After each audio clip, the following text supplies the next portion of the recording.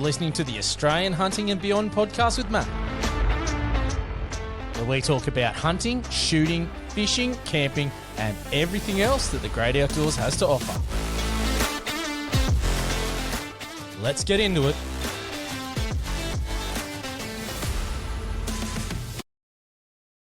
All right, a different episode tonight. It's just me, no guest, and I'm diving into the Conservation Hunting Bill 2025. It's some controversial legislation that just hit the floor of New South Wales Parliament and is now headed to an inquiry. So before we start, if you do like the episode, make sure that you hit that like and subscribe button, and I'd love it if you shared your thoughts in the comment section on YouTube and Spotify. All right.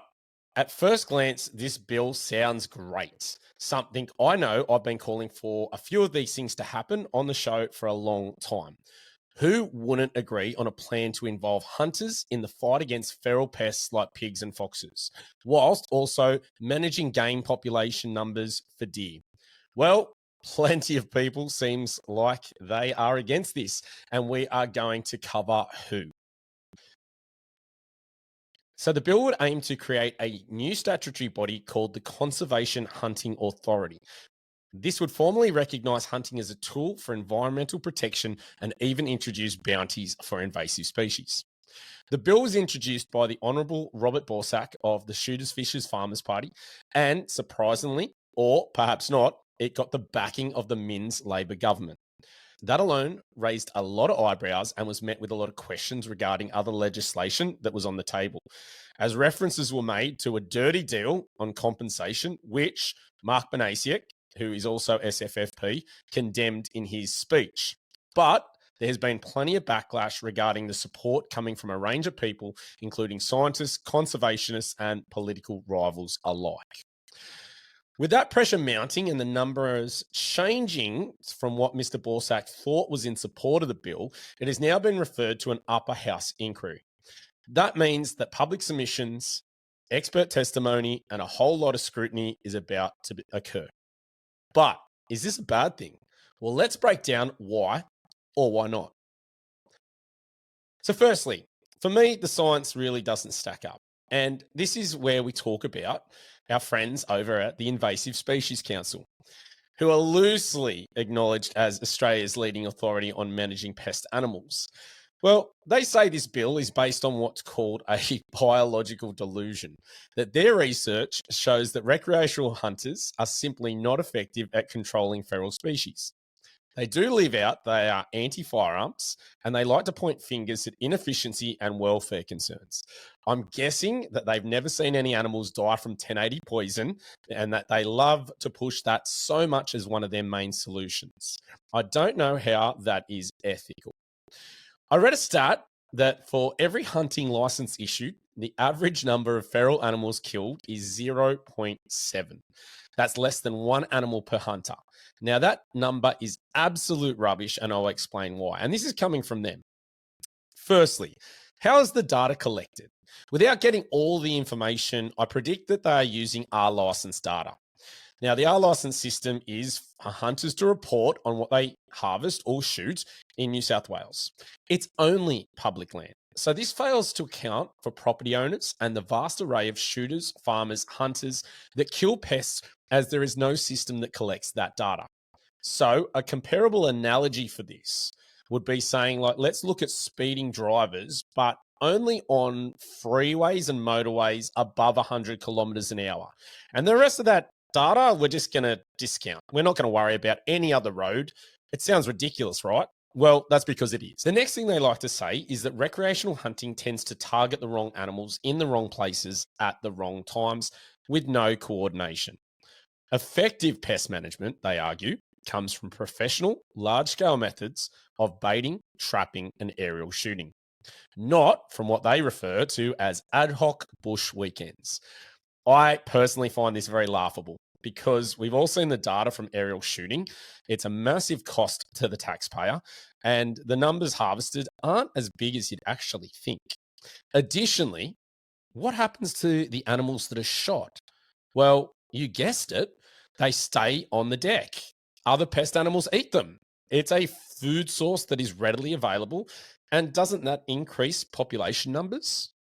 So now they do want to push baiting, and they say this is because it is targeted. But they also say that as hunters, we are not targeting the right animals. Baiting targets everything, including animals that potentially aren't the target species. That's a problem in my eyes. Now, I'm not saying we shouldn't use all these measures to manage animals, but saying hunters had limited to zero impact is delusional. And I believe it's a money grab. So, does the ISC or Invasive Species Council, do they get funding from the government? Well, the answer from my research is yes, they do. The ISC received financial grants from the Australian government, although such funding constitutes a relatively small portion of its overall budget. But an example of this was they secured a $700,000 federal grant recently this year, and that was targeted for trout to look after native fish species. Now, again, I'm not against this. Let's make that very clear. However, if there's money involved and people's employment, I do think there is definitely bias. And the same could be argued for us as hunters. So while the ISC does receive those government grants for projects, there is other funding that comes from a variety of areas. And it is deemed that they're trying to wipe out all invasive species. I don't think this is personally going to happen. It is one of those things that I don't think any of the invasive species that are now here will ever get wiped out. But if your goal, like the ISC is to wipe out invasive species, why are they against hunters helping? I just don't understand this. Any animal removed is a win, isn't it? But from their perspective, it's not. That does not make any sense. So there's a saying that says, follow the money. Well, I'm just saying this might be a key reason here. Additionally to this, I'd like to mention the great work that the Australian Pig Doggers and Hunters Association, the APDHA, have done recently on their study on removing pigs in Queensland. According to them, pig hunters are removing approximately 35,000 feral pigs each week. This figure is based on data collected through the APDHA's Great Australian Pig Hunt Initiative, which tracks pig control efforts across Australia. In 2024, the APDHA reported that hunters nationwide eradicated over 5.38 million feral pigs, with Queensland contributing significantly to this total. The association emphasises that these efforts not only help the control of the feral pig populations, but also contribute to the economy, with hunters spending an estimated $326.88 million per year on pig hunting activities alone. Now, I am not an expert mathematician, but those numbers compared to the amount of hunters that we have, well, that contradicts what the ISC is saying about 0.7 animals per hunter per year. Doesn't make sense. And can I also say that Queensland has a no public land hunting model. So all the animals that are being removed from the landscape, it's happening on private land with permission from farmers. And not every farmer allows people to shoot on their property. So let's jump over to the Animal Justice Party, and we know that they're not pulling punches when it comes to hunting. MLC Emma Hurst says this bill gives a fringe minority of men a blank check to kill under the banner of conservation. One of her major concerns is it opens up 50,000 hectares of public land, forests, reserves, even Crown land to more shooting. And let's be clear, this isn't just about access, she feels. This bill would give hunting groups significant influence over the new Conservation Hunting Authority, effectively placing hunters in the driver's seat for decisions about public land use. So opponents like the AJP and the Greens, they mentioned that this smells like the return of the Game Council. And that was a body that was scrapped in 2013 after a scathing review found major governance failures. So I think it's prevalent that we dive into what was the New South Wales Game Council. So it was a statutory authority that was established in 2002 under the Game and Feral Animal Control Act 2002. Its purpose was to regulate licensed hunting of game and feral animals on both public and private land and to promote hunting as a form of pest management here in New South Wales. Sounds great, doesn't it? Well, there was some good things. So the purpose and the role of the council was One, licensing hunters. It issued hunting licenses, regulated species control for both feral animals and game species. It managed public land access, so it coordinated access with state forests on crown lands for licensed hunters, and that was targeting invasive species control. And it promoted hunting, which was also a positive thing. It was advocating for recreational hunters, working with shooting groups and hunting organizations. I don't see any issue with these things. Now, the problem was it was disbanded, and this is what happened. So in 2013, it was disbanded after a really bad governance review, and there was a lot of controversy. One, the governance failures. An independent review by the former New South Wales Police Assistant Commissioner Steve Dunn found that there were serious flaws in the council's governance structure. There was no clear separation between its regulatory role and its advocacy for hunting, a major conflict of interest. You might be sitting there thinking, does that sound like the RSPCA? But hey, let's continue. The poor oversight and risk management. The review found the Game Council had insufficient oversight over who was hunting and where. There was concerns about public safety, particularly in forests and areas where hikers, campers, and others might be unaware of hunting activity. New South Wales has the best safety record out of any, with 0 issues in over 20 years in state forests. Interesting. And some ethical and legal breaches. One of the Game Council's senior members was allegedly involved in illegal hunting activities, further damaging credibility. Now, look, this is unfortunately not. It's a shame that because of one individual's actions, everybody gets brought down. But we know that happens, and it consistently happens with hunters and poachers alike, which you know my opinion of poachers. All right, so the aftermath is it was officially abolished. It was then handed over to the DPI, who have done a fantastic job through their games licensing unit. This is not a bad thing, but the relevance to today is that according to opponents of this new hunting bill is that the Game Council is just, it's going to be Game Council 2.0. The critics warn of that, and they're really concerned that that's going to happen.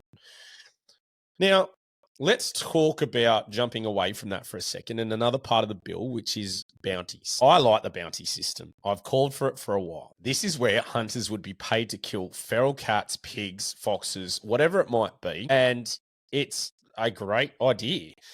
They say it's a dangerous one. I'm unsure how, just because there is an incentive on it for people to keep these animals, that the safety goes out the window. But okay, let's explore that. Apparently, bounty systems have a global track record of failure. They incentivize fraud, encourage cruel practices, and they don't reduce pest populations in the long term. This is super interesting because we'll cover a few of these parts in the second as we go through this. So here's a breakdown of the system. A bounty system pays individuals a fixed amount for each target species killed, and it requires proof like a scalp or a tail, or maybe photos.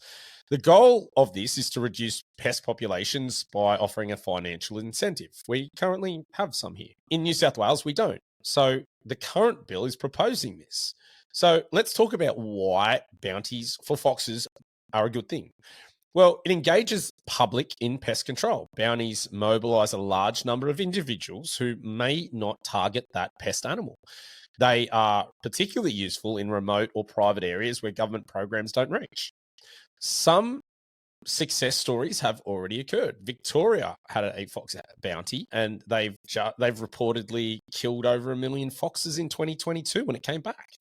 Local farmers and shooters widely support the program and really feel it complemented their existing control efforts. It motivates ongoing pressure. Foxes are adaptable. They reproduce quickly. A bounty can sustain ongoing hunting pressure where government programs might not. Now, this may also be something that you're sitting here going, aerial culling, animals left on the landscape as a food source. Do foxes eat the deer that are shot? Well, you'd be right in saying yes, they do. Isn't that like counterintuitive to what's being argued? And also, they're saying it is also a cost-effective supplemental strategy. Governments, by putting in a bounty system, it's a cheaper add-on than more intensive pest management strategies and is going to cost far less. Now, the arguments against bounties, look, and this is, look, again, I don't particularly agree with these, but we'll talk about them anyway. Is that in Australia, they say bounties rarely reduce overall fox numbers. The fox populations often rebound quicker due to high reproductive rates, and then they migrate from surrounding areas. But wouldn't that be the same for aerial hunting or 1080 baiting when new animals just come in? Anyway, let's continue. A 2009 New South Wales DPI report noted that shooting alone is ineffective for controlling fox populations in the long term. Bounty schemes give an illusion of success while failing to address the ecological problem. Or again, we talk about 1080 poison. We talk about extra food from aerial culling. I think hunters shooting animals and taking the meat off the landscape is doing a better job than some of these other versions. Another key concern is fraud and rorting. So bounty programs have seen fraudulent claims. I'm guaranteed this has happened, like tails from the same fox being submitted multiple times or tails killed outside the bounty area. Now, my concern with the latter is that if you've got an animal that's been killed outside the bounty area, isn't that still removing a fox from the landscape, which is a positive thing? It doesn't make sense as to why that's an issue. Yes, I have major issue with someone using the same animal to claim multiple bounties. That's a problem. That could be easily fixed, especially with the use of AI or different structures in place now. Policing this requires substantial administrative overhead. Now, I disagree with AI and technology being so great nowadays. These are things that can definitely be fixed. There is a system out there that could do this with minimal admin personnel and have a positive effect. Now, this one's a bit far-fetched for me because apparently it disrupts professional control. So bounties may undermine coordinated efforts like poison baiting, which are more effective but less visible to the public. I'm unsure how a shooter in an area that, if we're so poor at doing the job, is that we're going to scare a fox off from eating 1080 bait when we're there for a small amount of time, is what they argue. That doesn't make sense. The fox will just return when people are gone and it will feed like normal. I don't understand that. Recreational hunters may also avoid areas under baiting programs to preserve live targets for later bounty collection. I don't understand what they're saying in this sense. Is that, are they going to try and go and find a dead baited animal to collect the bounty? Hey, look, maybe that could happen. Doubt it. And if you're avoiding areas for baiting to shoot elsewhere, isn't that a win? So I know the R license system does a fantastic job of this, is that they say where 1080 baiting occurs in that state forest. It's on the maps that you've got to use. So if you're there to target foxes for a bounty, you're going to stay out of those areas because you want to shoot something. Yeah, I'm unsure. It also talks about ethical and animal welfare considerations. Bounty incentives apparently encourage inhumane killing methods, particularly when individuals prioritize speed or quantity over welfare. Have they not heard of 1080? I'm just curious here because that slow, painful poisoning death is, I'm just confused how that's not inhumane. Maybe I got this wrong. Lack of regulation in remote areas can increase risks of non-target species or wounding other animals. Again, we're back to 1080, where people have lost their pet dogs and stock dogs. That, again, does not make sense to me. There's no targeting of breeding females. If there's a bounty population, if someone sees a fox, they're going to shoot the fox. I don't think they're going to check to see what it identifies as. Random removal does not necessarily reduce that reproductive capacity of fox populations. Again, we'll go to 1080. Apparently, bounty-driven killing is opportunistic and not strategic. I would love someone to explain the strategic placement of 1080 to only go after female foxes, because I don't know how that occurs. Maybe they gender stereotyping and the baits are pink to attract the girls. I don't know. So there is a lot of this evidence-based, and I use that term very lightly for this consensus, that apparently the strategic 1080 baiting is the best way to go to control efforts. I'm not so sure, and well, we just broke down. why. So this bill also calls for the right to hunt. And this was, look, I think that's great. However, I don't think it's worded great. And I agree with Dan from Shawmac Industries, who posted about this on Facebook. And he made some very valid points that I'm about to explain to you. So the first one he said was the bill is being advocated as establishing a right to hunt, but does it actually achieve this? He notes with interest that there's three core objects of the Act, and they actually do not establish a right to hunt, nor do they even use the words right. So Section 4A, and in brackets 1, does instill a resemblance of a right. However, that's quickly dismissed by 4A2 in brackets, where it says an individual's right to hunt is not absolute. Well, which is it? Is it a right to hunt? Or it can be taken away. That's not a right. It advocates that we need to use land managers. They must consider a person's right to hunt. It's an obligation for land managers in 4B. But then on 4B1, uses wording like a land manager may consult. And then more directly and critically in 4C, A and B, outlines the land manager does not have to consider a right to hunt. They're sort of very contradictory. So which is it? So the other thing in this bill is the use of suppressors. And unfortunately, I don't think this is going to ever get ahead here. And that is because they're a prohibited item. Just because it's into the bill doesn't mean that the legislation will change. And I don't think this is a short-term solution for that. And I don't think this bill will actually rectify it. I do actually think this was thrown into the bill as a bargaining chip to be one of the strikeouts and be removed. And it's already been said by the two major parties, Liberal and Labor, that they would not support the bill with the use of suppressors in there. So it's sort of like it's in there, but not. I'd like to argue why national parks aren't in there, but let's keep going with this for a little bit. So the bill has now been sent to this parliamentary inquiry. That's probably because of pressure from the New South Wales Greens and the AJP. And it was really led by Sue Higginson. She's calling the bill a thinly veiled gift to the gun lobby and wants the inquiry to scrutinise every claim made about conservation, culture and community. So the submissions will open to the public, which they have, and hearings are expected over the coming months. So make sure you get on and you have your say. Make sure you spread this far and wide so that more people get involved and submit something. Personally, I think this inquiry is a really good thing, especially when of late that we've seen some positive steps forward in other states like Victoria and the Northern Territory. So if you're unaware of those, the Victorian government has recently announced a significant policy and that shift.